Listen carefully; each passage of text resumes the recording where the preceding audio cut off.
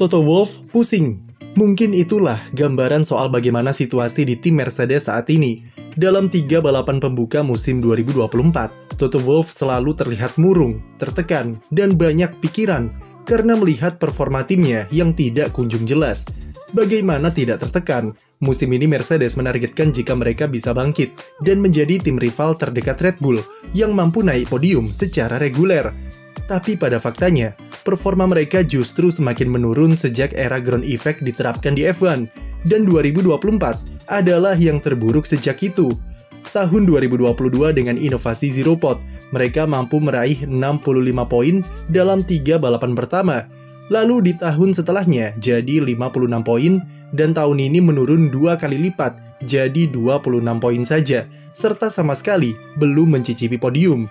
Di konstruktor, Mercedes juga hanya bisa terpaku di peringkat keempat di bawah McLaren dan Ferrari. Tren yang bisa dibilang negatif, dan itu juga dikonfirmasi dari apa yang Mercedes perlihatkan sejauh ini. Lewis Hamilton sempat mengklaim kalau 2024 adalah awal musim terburuk sepanjang karirnya, di mana ia cuma bisa koleksi 8 poin saja dari 3 balapan pembuka dengan sekali DNF di Australia kemarin. Tapi kami cukup yakin kalau di dalam lubuk hatinya, Hamilton tidak punya beban sama sekali, atau malah sedikit tersenyum melihat calon timnya musim depan bisa menang balapan. Kalau bisa mungkin Hamilton ingin cepat-cepat pindah kos-kosan ke Maranello kalau lihat kondisi Mercedes saat ini. Setelah jalani race yang mengecewakan di Bahrain dan Arab Saudi, performa Mercedes sama sekali tidak berbeda di Australia, atau malah jadi lebih buruk karena harus pulang dengan tangan hampa pasca duo Hamilton serta Russell sama-sama DNF. Namun lebih dari itu, secara keseluruhan performa Mercedes memang mengecewakan. Meskipun sempat memberikan harapan pada sesi FP3, di mana duo Mercedes huni posisi keempat dan kelima, namun lagi-lagi mereka kena PHP di kualifikasi. Lewis Hamilton untuk pertama kalinya sejak 2010 gagal lolos dari sesi Q2 di Albert Park. Pembalap Inggris tersebut adalah yang paling menderita sepanjang akhir pekan kemarin, karena terlihat baik di kualifikasi ataupun balapan jika mobil W15 sangat tidak bersahabat ketika dikemudikan di sirkuit. Entah berapa kali Hamilton alami snap oversteer ataupun understeer yang membuatnya keluar trek ke rerumputan atau gravel. Setelah kualifikasi, pembalap 7 kali juara dunia tersebut mengaku pusing dengan inkonsistensi mobilnya yang seringkali memberikan harapan palsu. Hamilton seakan-akan sudah pasrah dengan mau diapakan lagi mobilnya dengan berbagai eksperimen yang dilakukan Mercedes sejak sesi latihan bebas. Itu pun sayangnya tidak ada yang berhasil. Performa George Russell lagi-lagi lebih baik dari rekan setimnya, dan ini murni karena kemampuan Russell itu sendiri yang memang lebih mudah beradaptasi dengan kondisi sulit ketimbang Hamilton yang butuh settingan mobil yang sempurna untuk perform. Russell bisa start dari posisi ke-7, dan andai saja dia bisa menyalip Alonso tanpa kesalahan, setidaknya dia bisa finish di posisi ke-6.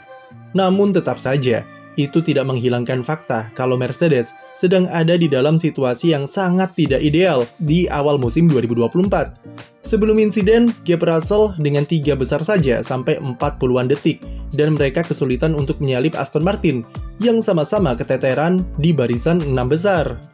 Di Australia, Mercedes kembali bereksperimen untuk mencari tahu soal masalah apa yang dialami oleh mobil W15.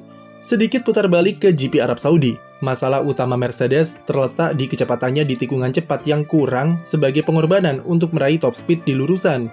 Karena Albert Park memiliki karakteristik yang hampir serupa dengan kombinasi tikungannya, tim mencoba bereksperimen dengan memasang komponen dan settingan underfloor yang dipakai pada GP Bahrain. Selain untuk memperbaiki performa mobilnya, hal itu juga bertujuan untuk menghilangkan bouncing atau purposing yang dikeluhkan pembalapnya di Jeddah. Hasilnya ternyata sama saja, dan malah semakin membingungkan Mercedes, kecuali bouncingnya yang sudah tidak nampak. Jika di Saudi kelemahannya di tikungan cepat, di Australia kelemahannya malah berganti ke tikungan lambat, dan top speednya juga jadi berkurang sangat signifikan. Gap Mercedes dengan tim-tim di atasnya juga makin lebar, di mana George Russell bisa kehilangan 0,3 detik lebih lambat di lurusan dan sektor ketiga. Floor Bahrain yang dipakai di Australia memang bisa menyembuhkan beberapa problem di W15, tapi sayangnya itu juga memancing masalah lain untuk muncul seperti ketidakstabilan di tikungan lambat serta drag yang besar. Selain soal karakteristik aerodinamika, Secara mekanikal, mobil Mercedes W15 juga masih menyimpan beberapa masalah yang muncul di Australia kemarin. Seperti yang kami bahas di video sebelumnya, Mercedes memiliki problem yang cukup memusingkan dengan tidak sinkron atau tidak cocoknya data di simulator dengan data di sirkuit. Ketidakcocokan itu ternyata ada di seputaran bagaimana perilaku atau interaksi ban di simulator yang tidak bisa merepresentasikan kondisi sebenarnya di aspal sirkuit, terutama jika berhubungan dengan temperatur. Atau penjelasan spesifiknya, menurut James Allison, Mercedes lebih kencang ketika berada di suhu trek yang lebih dingin dan keteteran di suhu trek yang panas, seperti yang ditunjukkan saat tes pramusim serta di GP Australia kemarin. Hal tersebut dinilai jadi penyebab kenapa performa Mercedes jadi sangat tidak konsisten dan bisa sangat fluktuatif antara satu sesi ke sesi lainnya. Di tahun 2022, salah satu masalah di desain Zero Pod adalah data di simulator mereka tidak bisa merepresentasikan kondisi di sirkuit dengan purposing yang dihasilkan. Problem itu kembali dialami di 2024, dan kami pikir seharusnya wind tunnel F1 modern yang sudah dipakai selama bertahun-tahun bisa mencegah tidak sinkronnya data terjadi. Mercedes sendiri beralasan kalau masalah korelasi data itu selalu terjadi dan dialami oleh semua tim karena banyaknya faktor pembeda yang tidak bisa disimulasikan di pabrik. Mercedes mengakui jika mereka belum bisa mencapai level detail yang diharapkan untuk mencapai performa yang optimal untuk menutupi kelemahan mereka. Dengan menambahkan detail-detail kecil, dinilai bisa meningkatkan akurasi dari data yang didapat di simulator dengan hasil yang mereka raih di sirkuit, dan itu yang akan jadi fokus pengembangan mobil mereka dalam beberapa balapan ke depan. Agak sulit memang jika mencari apa yang salah dari W15 secara desain, karena James Allison sudah membuat mobil ini dengan cukup oke dari struktur aerodinamika. Tapi karena data tidak sinkron, muncullah berbagai penyakit yang silih berganti menjangkiti mobil 2024 mereka. Masalah korelasi data ini dianggap sangat kompleks dan cukup sulit untuk bisa diperbaiki karena dampaknya ke performa mobil sangat terasa. Ini adalah ujian yang cukup berat bagi Toto Wolff selama era manajerialnya sebagai tim prinsipal di Mercedes, dan semua kesulitan atau krisis yang timnya alami sekarang bisa dibilang merupakan akibat dari pendekatan pragmatisnya selama bertahun-tahun mendominasi F1. Selama 7 atau 8 tahun mendominasi F1 era hybrid, Toto Wolff lebih banyak bermain aman untuk menjaga keunggulannya dari tim lawan. Ketika dipaksa bermain agresif dan keluar dari zona nyaman pasca dikalahkan Max Verstappen serta perubahan regulasi, barulah terlihat berbagai masalah di dalam tim. Pragmatisnya Mercedes sudah berkali-kali terlihat dari mudahnya tim membuat kesalahan baik dari pengembangan mobil ataupun keputusan saat balapan. Mereka terlalu hati-hati dan terlalu mempertimbangkan banyak faktor dalam pengambilan keputusan, yang akhirnya berujung ke output yang tidak maksimal. Dilema soal floor sampai sekarang juga masih jadi masalah.